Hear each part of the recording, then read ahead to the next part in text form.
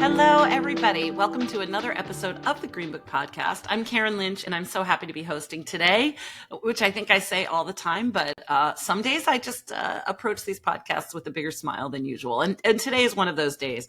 I'm talking to Joanna Byerley, who I'll introduce to you in just for a moment. But I first came across Joanna at our IIEX AI event when I noticed her engaging in the back room throughout the course of the event, and I hadn't heard of her name before. So I looked her up and I'm like, oh, so she's the founder of Talent Pools AI, which is, kind of talent solutions, but data informed talent solutions in this era of AI. And so not only does she kind of frequently voice her contributions on air, she is a thought leader in this space, and I'm always happy to talk to a female founder. So we're going to get into all of that. But Joanna, let me just pause for a moment and say, welcome to the Greenbook Podcast. Well, thank you so much for having me. I'm really excited to be here and very honored. So thank you.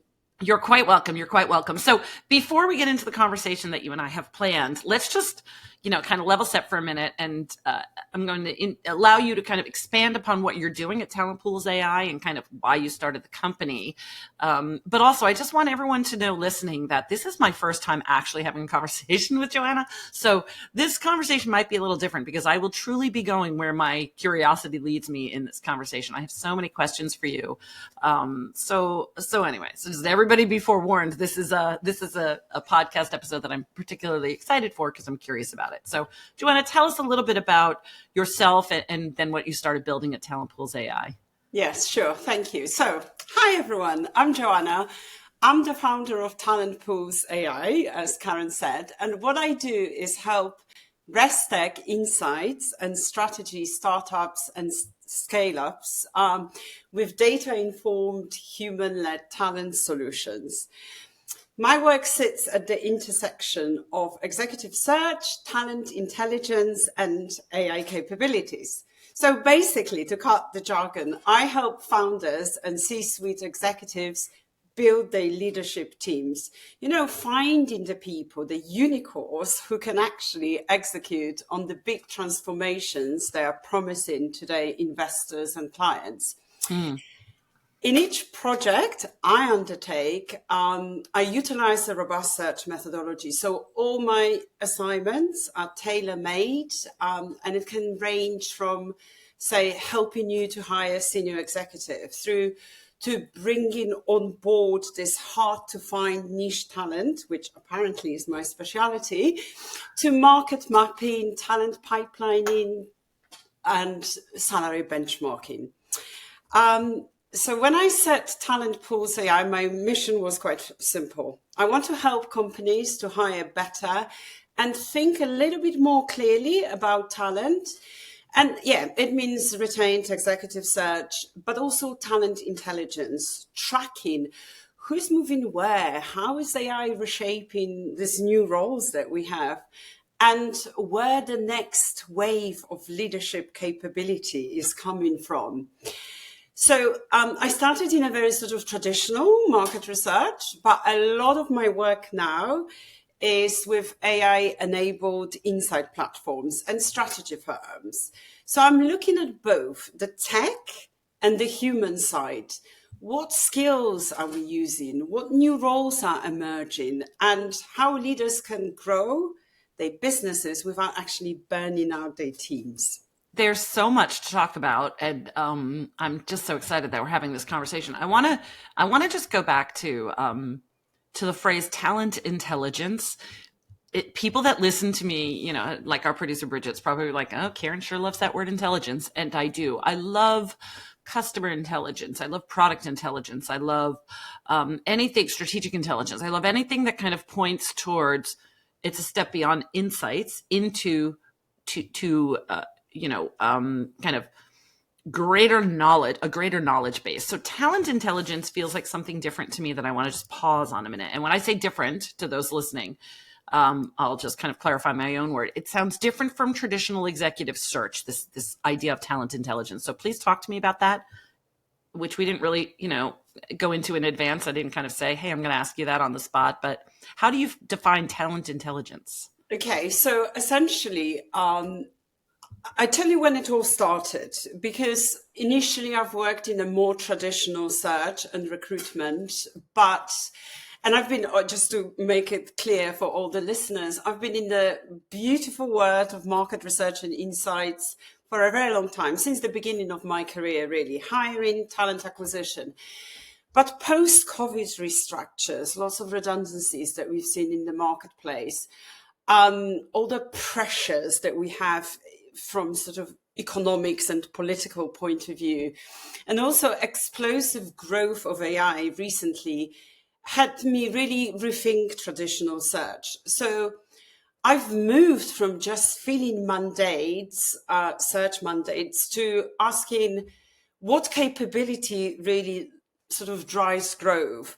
Also, when ResTech platforms started to scale, I found myself working with people I've never worked with before, like engineers, product leaders, data scientists, who were trying to embed insights into enterprise workflows rather than treating insight function as a separate function in a business.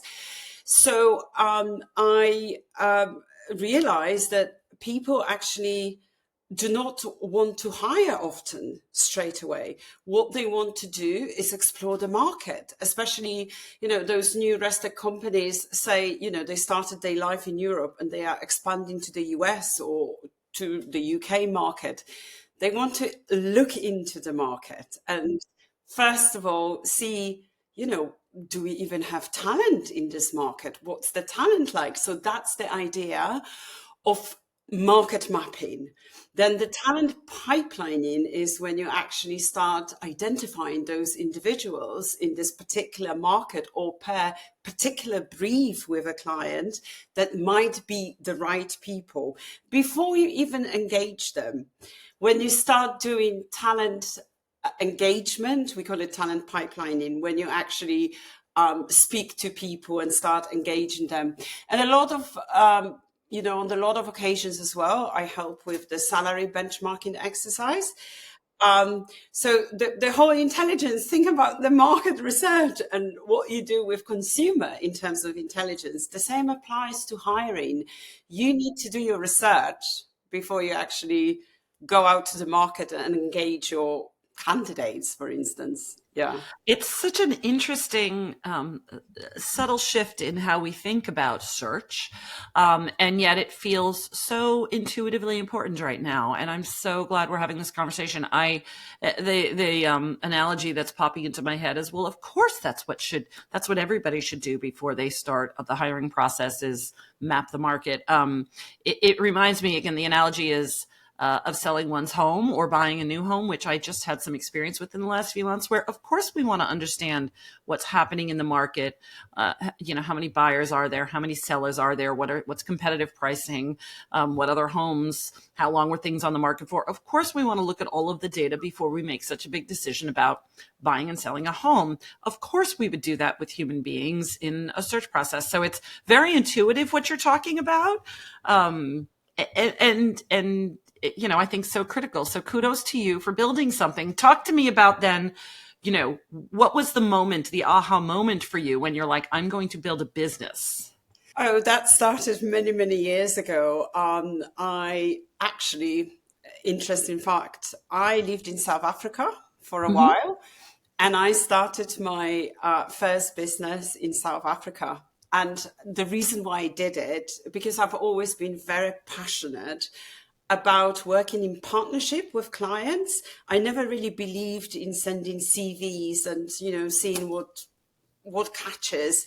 I wanted to deliver good service to all the parties, candidates and clients. And without partnership with your client and understanding their business inside out, you cannot deliver service to candidates. So that's how I started. I just wanted to be really pioneer this non-transactional partnership-led relationship building in this industry, which often is brushed, with one stroke and saying, all recruiters are rubbish.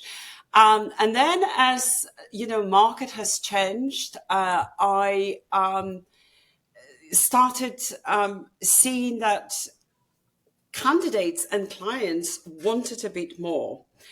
And that's when the search, sort of recruitment changed into search.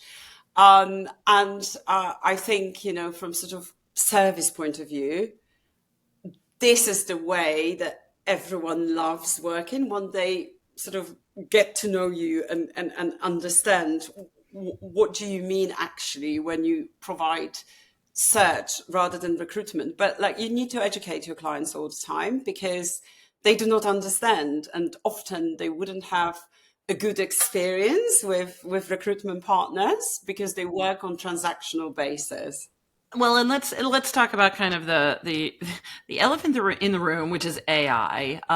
So obviously you have, if AI is part of your company name, talentpools.ai, it's at the heart of much of what you're doing. And obviously that is an era that is, I am sure, consuming the search world right now on some level. There's a lot of opportunities it brings and also some challenges. So what are you seeing out there? How are leadership teams kind of adapting or struggling in the kind of AI era? Oh, I love this question. Okay. I said I've started in legacy research. And now, because I'm working with a wide range of stakeholders, ResTech companies, inside teams, and those research firms that I've established relationships with many, many years ago, I basically have a front row seat, if you like, watching leadership either working AI out or really struggling with this. But I'm seeing a few clear patterns. The best teams, I don't know if they're the best, but like probably the most confident teams are honest about the gap between hype and reality with AI. They know AI is powerful, but they also know that probably 90+% of test runs do not deliver return on investment straight away.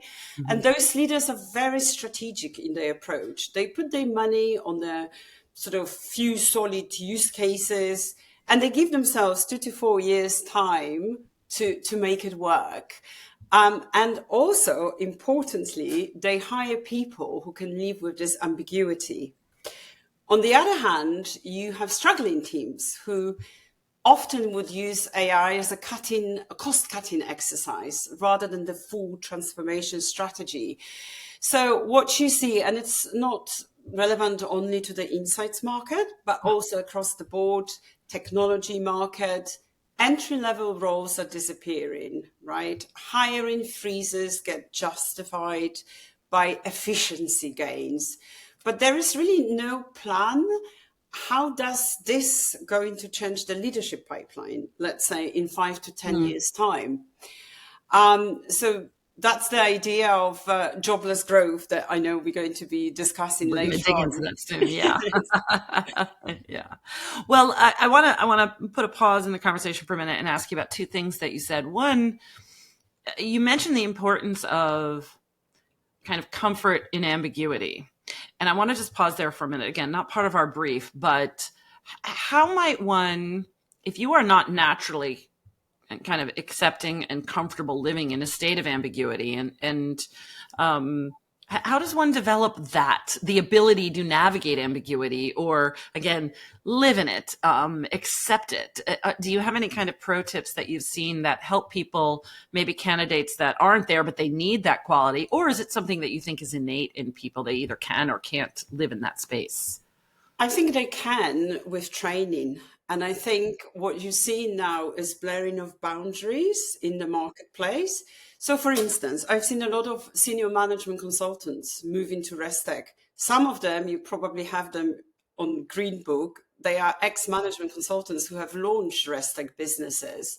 And then you've got product leaders who are moving to inside businesses. And then you have inside consultants who go and work for tech company in the product area. So I think that the businesses and the person, in the same way that will adapt the best is someone who can like embrace this convergence and sort of do not think I'm just a market research person, I'm a marketing guy, or I'm a, sort of product person. So I think it comes with learning, and we always learn, and at first you might not be comfortable with ambiguity. But what I'm seeing, Karen, is a lot of clients who come to me now ask for candidates who will be able to thrive in ambiguity. That's really interesting. I'm remembering when I was self-employed. Sidebar: I was self-employed for much of my early career, like 17 years self-employed before I went full time. And I remembered speaking to somebody at the time. I was like, I am 6 months into this job, and I feel like I am still trying to learn. Like 6 months in, and I still don't really know what I'm doing. And we had a big laugh about this idea that that change should have happened. In my head, change should have happened faster, but I stayed in this state of uncertainty, and I switched my career up. Then I switched my career up again. Now I'm at Greenbook. I switched my career up again. And now I'm very comfortable in ambiguity. And what's interesting to me is I don't think I was, 8 years ago when I first made the biggest change. And I think maybe that's the lesson, right? For people is, taking incremental or making incremental changes and taking those leaps of faith teaches you to live in the uncertainty that's ahead, because you have more experience living in the uncertainty, and then you trust that it turns out okay. Does that resonate with you? Absolutely. And as we move forward with the whole, transition of the job market with AI, ambiguity will be a skill or a state of mind, if you like, that is going to be really in high demand. Yeah. Oh, yeah. It's almost like if I was a leader hiring, which I'm not, but I'm not hiring, but if I was, I might be looking for people who have made job changes. That's new. Often we look for people who stayed put, right? Because that meant that they were loyal employees. But now maybe I want the people that have moved a few times because they've practiced that muscle. Anyway, super interesting. Thank you so much for that. I do want to get into, one other thing you said before we move into the jobless growth, which we're going to talk about, but the entry level positions is something that perhaps at the leadership level, it's not that important, but I do always have concern for entry level employees coming in from, their education and having those jobs not be present. And here's one of the reasons I'm asking. It's simply because I have children who are still kind of in that phase of their lives. My daughter is still in college. My son is a recent graduate. Many of their friends are struggling already. So I'm talking about that, 20 to 23 here in the US, that age group. And they are resisting AI a bit. They don't necessarily love it. Some do, some don't. My daughter loves it. My son resists it. Some of their peers love it or resist it. And they don't know this yet about the change in the entry level jobs. So focus on that for just one moment. Tell me what you're seeing. Tell me how real it is. And then we'll maybe get to some advice for younger listeners who may be, about to step into the industry. Well, this is a very close topic to my heart because my son is going to be 17. Okay. So he's just started in the UK A-level education, and they are all focused now on deciding on university, job experience, etc. And I completely agree with you. They use AI perhaps, just like to help them. I've introduced my son to Claude because Claude is a little bit more natural than ChatGPT. But I don't think they're using it as much as we do. And I don't think they realize what the future is going to hold. And it's really difficult to estimate because in the past 2 years, the change has been so huge. I don't know what my son is going to choose, as a degree, and whether 3 years down the line, this job will even exist. I mean, Elon Musk said that in 5 years' time. I was listening to him one day because it always comes on my algorithm somehow on Instagram.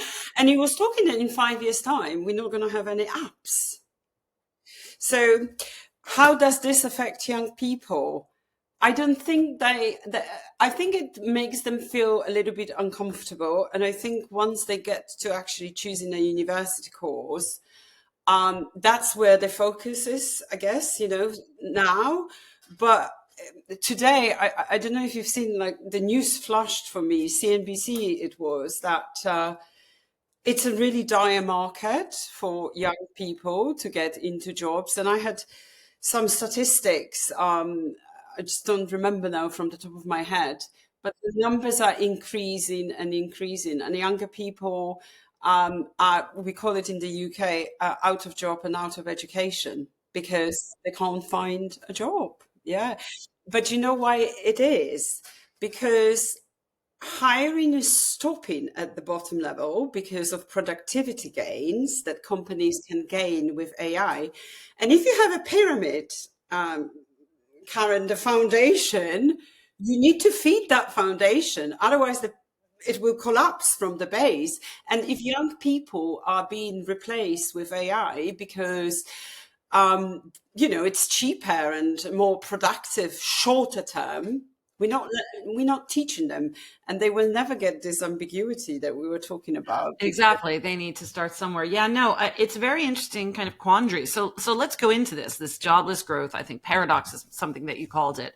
The idea that the economy might be doing okay in some areas, the GDP might be increasing, companies might be growing, they might be profitable, yet hiring is sort of on pause. So there's jobless growth, right? That's a very simplistic way to kind of put it out there. But just talk to me a little bit about, do you think this is temporary? Do you think this is just based on the disruption with AI? Or do you think this is here to stay, that we've got a real problem? What do you think?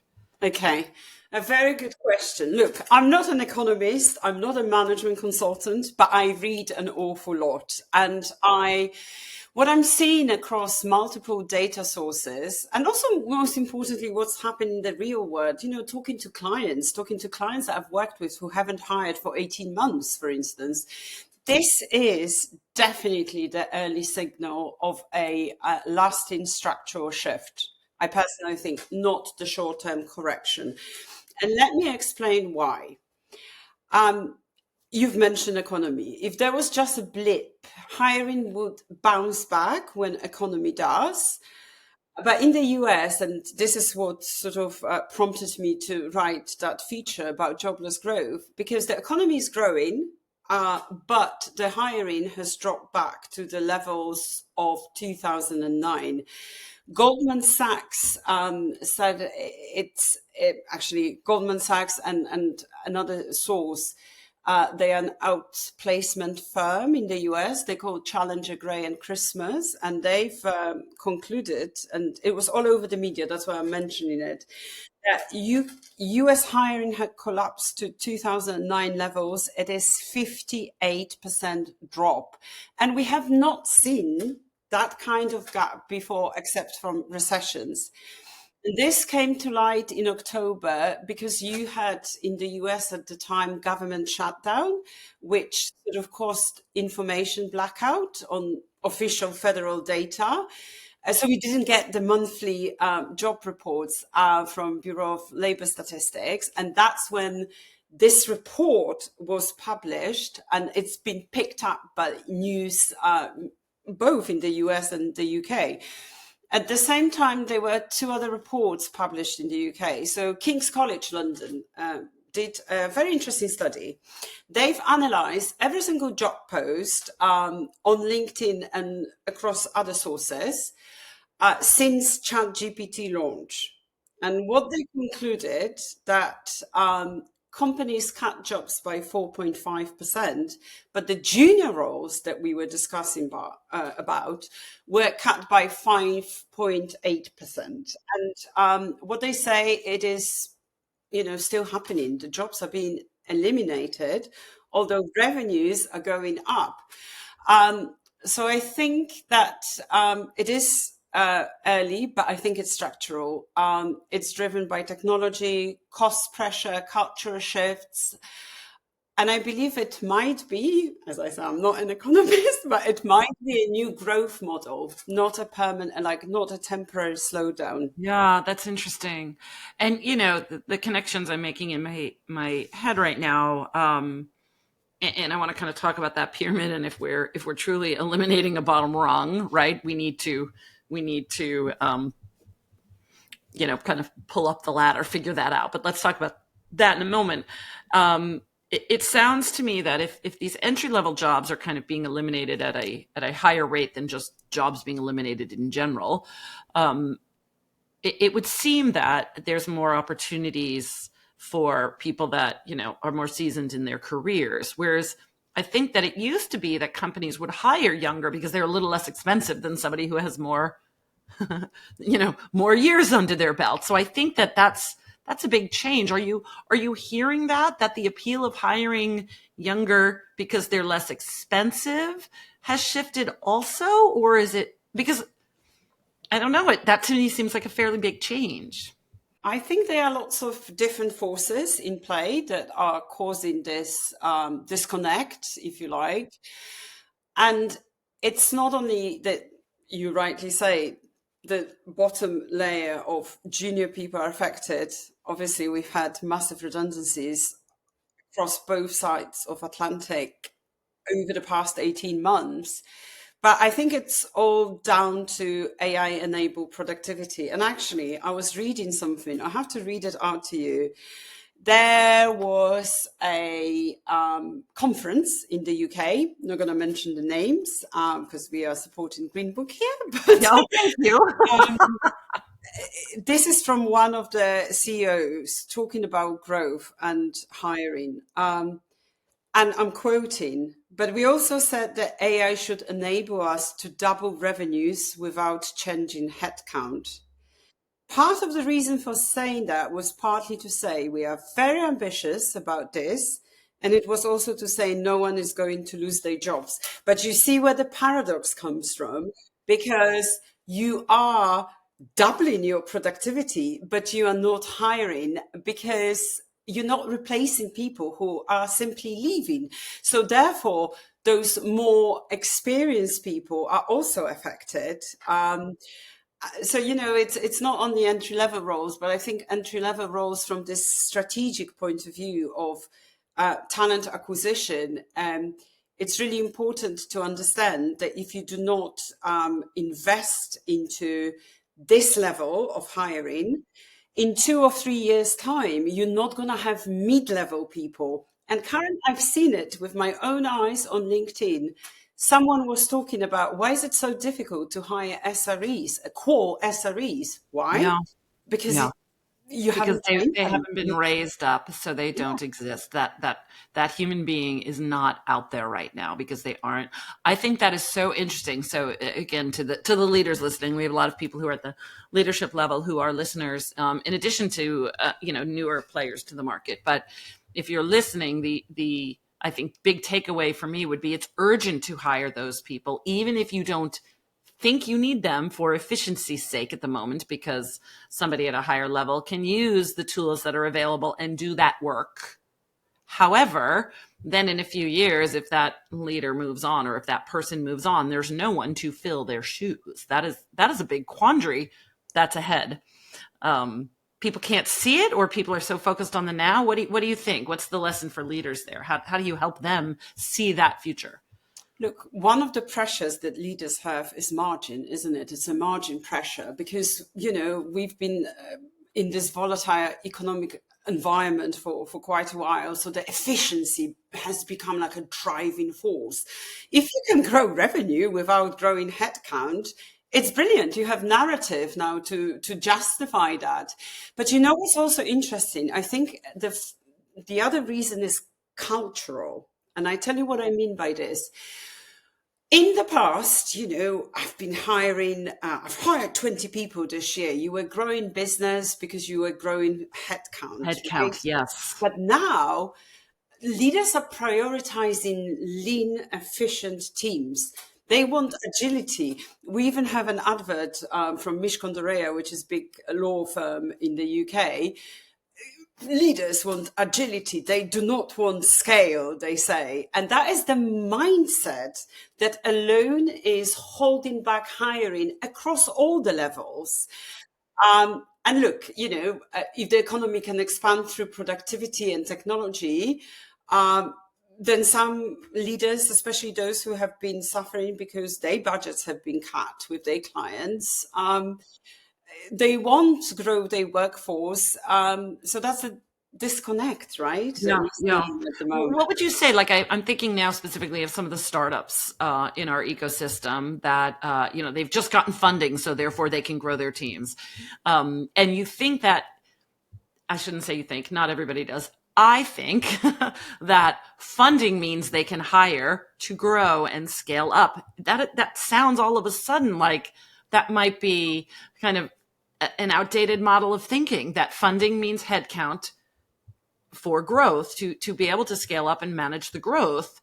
But is it a totally different model now? Are funders expecting the teams to not scale up that way, but to just use the money wisely? So is the pressure coming from the external funders in the startup space, or is it their mindsets? Because a lot of these individuals don't have the history with a different way of being. Yes, absolutely. And I think it really depends what sort of investment you got. You have some players with 57 million investment, and then but and I've been watching these people in the space, and I think there's a different way of also approaching hiring. So all these, companies that got this huge investment, they have to hire, but they also trying to hire themselves, and they presenting themselves very differently, like online. I know preferences of some of the founders' wives, for instance, because they're talking about their personal life on LinkedIn. But productivity is moving faster than hiring because of speed. Okay, we have AI tools who are cheap, accessible, and widely adopted. And I give you an example with some clients I work. So, without mentioning exact investment, but they, let's say, over 10 million. And they still haven't expanded. They're very cautious about who they hire, how they hire, because they know that they can make those efficiencies through, utilizing AI tools at this junior level. Look, all the roles, like in the past, summarizing, drafting, sorting, analyzing, now it can be done in minutes. And that removes that immediate pressure to hire. Yeah, yeah. And the more important skill than all of those skills, which were requirements for entry level jobs in this industry, it's really now more about ability to manage products and organizational and critical thinking, and these other skills which come with experience, which is fascinating. That dichotomy is fascinating to me, because how will those people, how will they learn those skills that they need for the jobs they need today? That's rough. That's a rough one. And on that point, I also think that organizational structures haven't caught up with sort of the speed of AI. And that means that leaders haven't redesigned the workflows yet at the companies and career paths. Because what should happen with these entry-level roles, and I actually was thinking about this since you've said it, and we talked about our children, is creating AI native entry level roles, but instead they are not opening them at all because of that, efficiency mode, not expansion mode.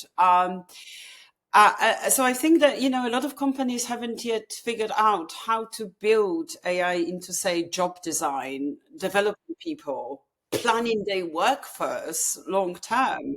And mapping out career paths. I hope, I'll be optimistic here for those who they don't like it when I get gloom and doom, probably because I like to be optimistic. But I would hope that right now the disruption has made it hard to see into the future, as we know when we started off talking about ambiguity. But hopefully within the next year, that shifts a little bit and people are confident again that there is a future, that they can say, oh, okay, I can see where we're going to be in 5 years. And they can start to build out that early career path for some younger hires. That would be my kind of aspirational wish to put out there. Do you think that's possible, or am I living a dream? Look, I think the hype, the fear, the urgency, it's what also dictates a lot of those sort of movements in the market, because you have leaders and competitors announcing those AI initiatives all the time. Yeah. investors are talking about AI capability, and the press is to blame also, because they're Yeah. treating AI adoption as some sort of a proxy for innovation. Yeah. So one of the statistics I feel a little seen in that statement. I just want to say, as a media company, I feel a little bit like I might be contributing. Anyway, please go on. Basically, Deloitte, I read, has done a study, which I have mentioned in one of my newsletters, that leaders do not want to fall behind. That was the quote. It's created a bit of a psychological shift. Because, like I've mentioned before, it gives this narrative to say, if we invest early, we gain efficiency, productivity, and competitive advantage. But they are not looking at data. Some of them, and it's all driven by hype. So that hiring that you've mentioned, if you've got a lot of, investment, you need to hire. But it's often the hype as well, I think, that comes into force. Yeah. It's so interesting. Let's talk about, because, for the sake of time, I want to make sure we talk about something that also caught my eye when I started to research you, caught my eye online, which is this 90-day playbook concept that you have. Because it's a way that you kind of, shared, publicly. So I'm not kind of disclosing anything terribly proprietary for you, that, C-suite execs can really tackle this. What are some elements of that playbook that you have? Like what are some of the recommendations or steps that people need to be taking to even get to a place where they could develop a 90-day playbook? Yeah. So again, the playbook wasn't my idea. I've quoted and analyzed different data sources because I'm not an economist. But I think what I've read is that you need to, first of all, establish a cross-functional governance board with the CEOs, CFOs, CHROs, CTOs, because AI project is not just an IT project. It involves all the senior levels within the company. And secondly, a lot of companies rush.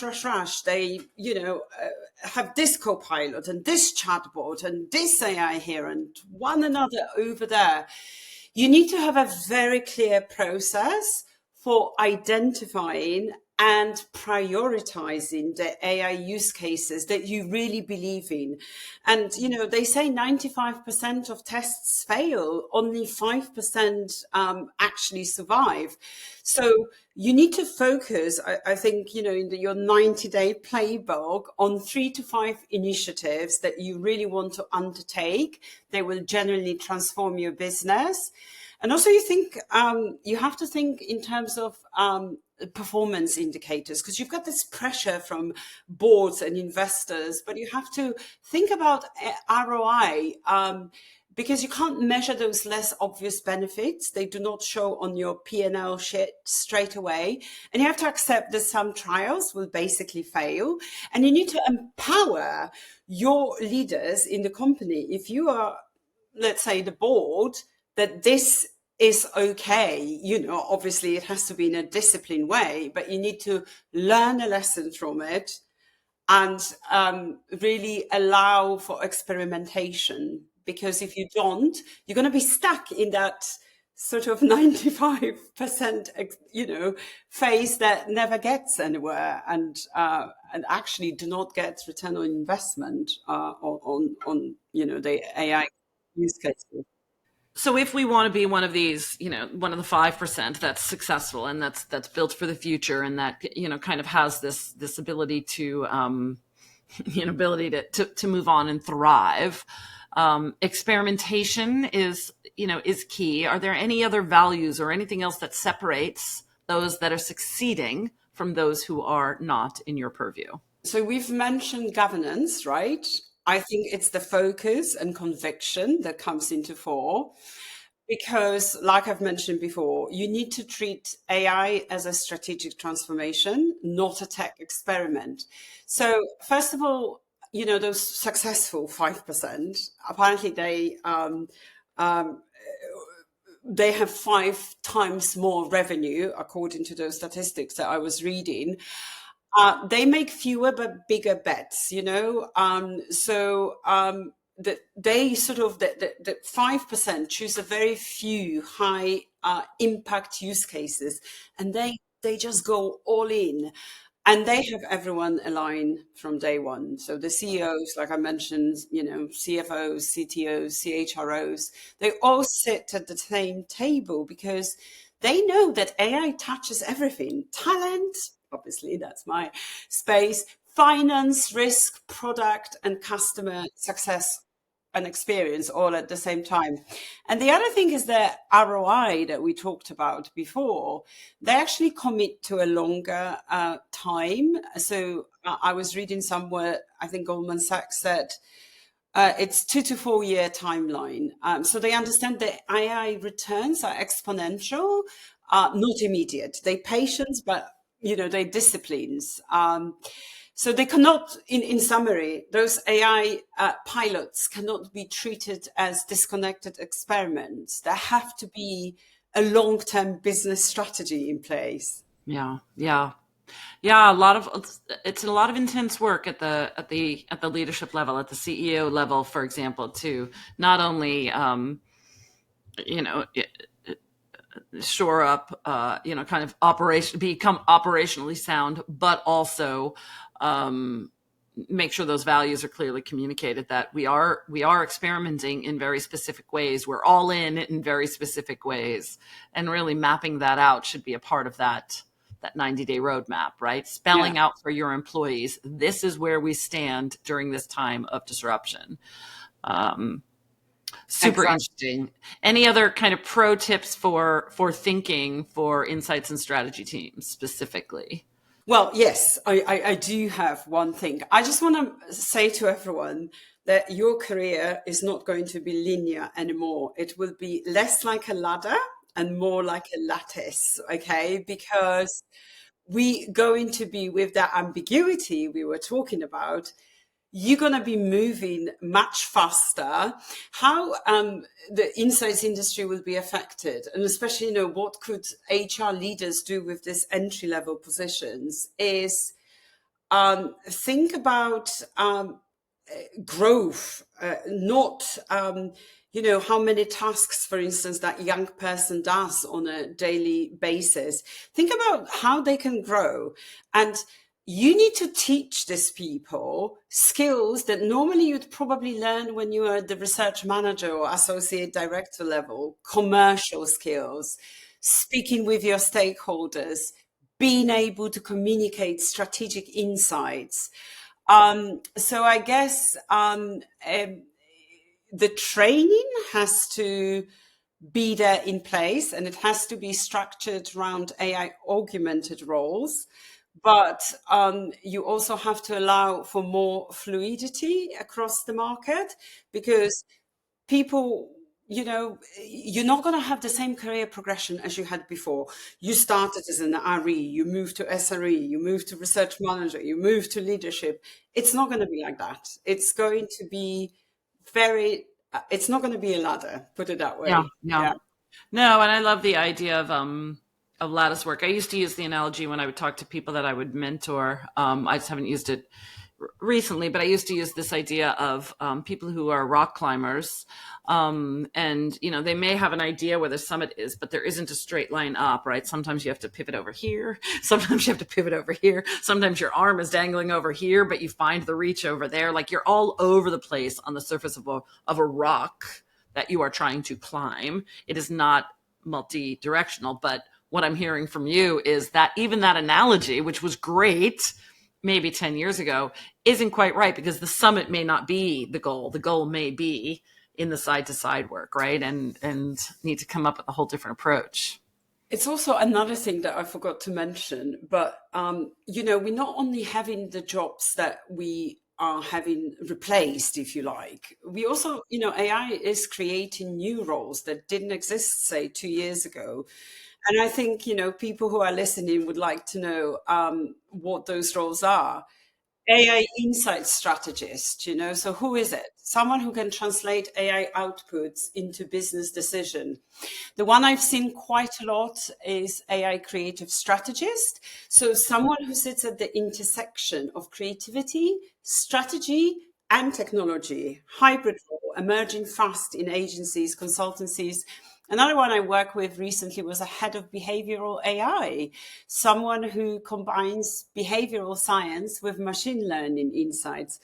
And the last one, I was very surprised when the client came to me and said, Joanna, are we looking for an AI expert? I was like, what do you mean? Who is an AI expert?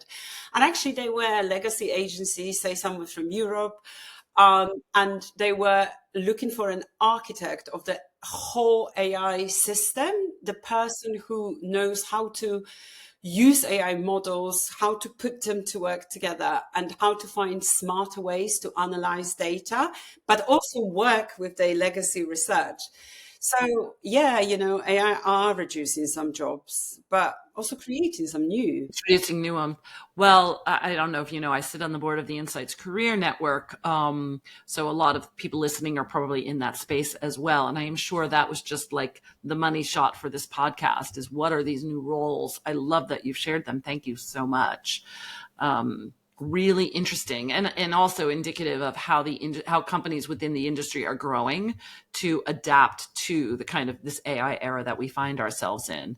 Thank you so much, Joanna. Is there anything else that I didn't ask you that you wish I had? Because we are, as I said, every time I hit this certain time, I'm like, I really have to wrap. Anything you wish I had asked that I hadn't gotten to yet? Well, we've covered a lot, and I don't know what the time is on because I had so much more to share. Of course. But I think, one thing I think maybe you could have asked me is, what's the thing AI will never replace? Excellent. Yes, please answer that question because I love it. Judgment. The answer is judgment, because this is one capability that is becoming more valuable as AI gets better. The human ability to weigh context, risk, nuance, and ethics. And for me, that's the real differentiator for insight and strategy teams. Yes. Brilliant. Thank you so much. How many times does one say over the course of their work, like use your judgment when they're talking to somebody else, like, please just use your judgment in this case, or you know what, I trust you, use your judgment. And so I think that is fantastic. And it's probably going to be a word of the year for me in 2026. So I love it. Thank you, Joanna, so very much. Where can people find you? How can they discover you? What can you share by way of closure here? Okay. So LinkedIn, obviously, that's how you found me. It's the best place to find me. So please just send me a connection request or, schedule a Zoom coffee with me. I'm very happy to chat. That's fantastic. And you are London based, which I will share with everybody so that they know in the US have that coffee. Your coffee might have to be a little earlier or move into tea time. I'm happy. I'm working with US clients and so I am used to it. So I love it. Late. I love it. Well, I just want to thank you so much for your time, Joanna. I hope this was pleasant for you and positive because, spoiler for those listening, this was also her first experience. So I'm so glad to have had you. Thank you so much. I really, really enjoyed being here. So thank you very much for having me. Thank you. What a pleasure. What a pleasure. I'm so glad. And then also to Big Bad Audio for editing both our video and our audio. We so appreciate you. Bridget, thank you for your role in the production of this episode. And to all of our listeners, thank you so much for showing up for us time and time again. We value you and we hope that we are bringing you valued conversations. We'll see you next time. That's all for this episode of the Greenbook Podcast. Bye-bye, everyone.